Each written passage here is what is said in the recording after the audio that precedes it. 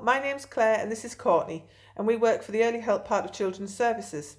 We know how hard it is to keep children entertained right now and just how expensive it can be as well. So today we're going to show you how to make a couple of activities, and you can do these with your children, and they are really cheap and easy, and they're both made from things you can find around the house. So today we're going to make a lava lamp and we're going to make some salt dough. For the lava lamp you'll need a bottle. We just use an empty shampoo bottle here, but it does have to have a lid. You could use a jar either. We need some vegetable oil. We need water. We need food colouring. Now we've got a choice of 4, but you only need 1 really. And you also need an Alka-Seltzer tablet. So we'll start with the lava lamp. So the first thing that we need to do is fill a bottle 1/3 full with water. That's great. And next, you choose whatever colouring you want and you add just 1 or 2 little drops to it. I think we're having blue today. Great. Next, you need to add your vegetable oil. Now this has to go almost to the top, but not quite, because you need room for the reaction to take place within the bottle. And you can see straight away the bubbles that are forming when the oil combines with the water. Next, we can put some glitter in if we really want to. You don't have to, it's up to you whether you want a sparkly lava lamp or whether you just want it plain. But you don't need a lot, just a little touch like this. Now, to make it really fizz and to make it really react, you need your Alka-Seltzer tablet. So we need to chop this into about 4 or 5 little pieces.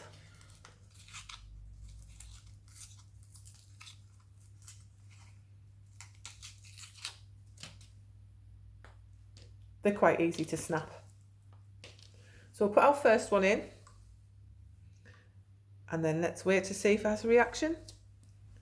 Yeah, I think we can just start to see things moving there. That's great.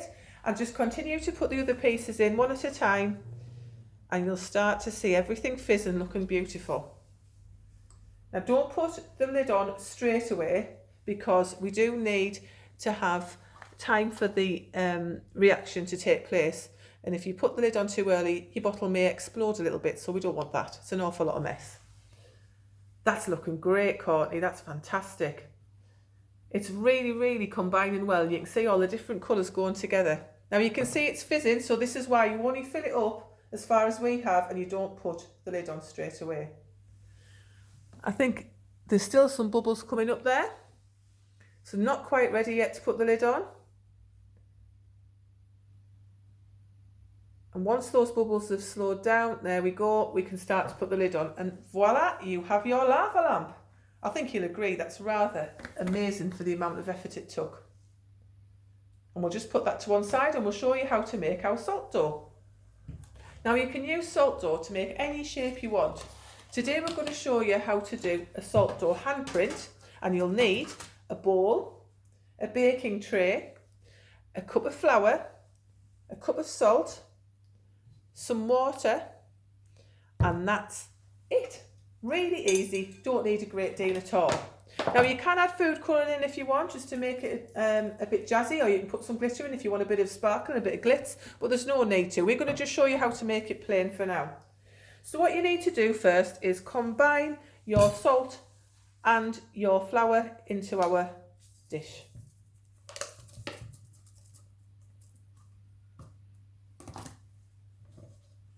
Now we need 3/4 of a cup of water, so it's important we measure that out.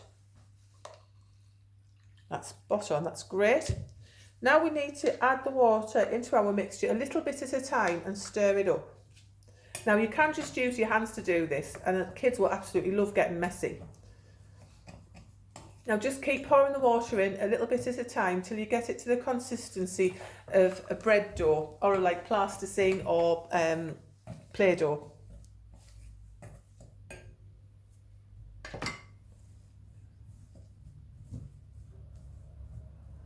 That's great.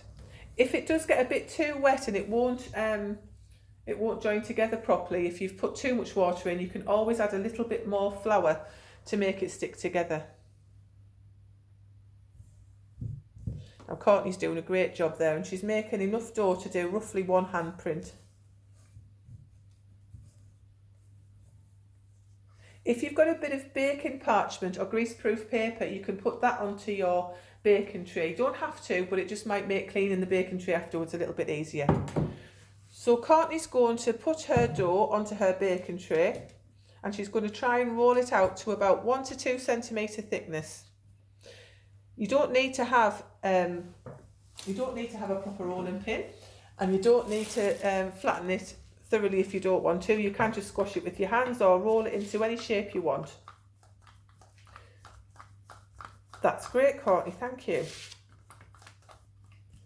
To get the handprint shape, it's dead easy. All we do is squash our hands right into the dough, something that the kids will absolutely love to do. It's always good fun to get messy. So make sure you press your hand down really, really hard so that you get all of the imprints in.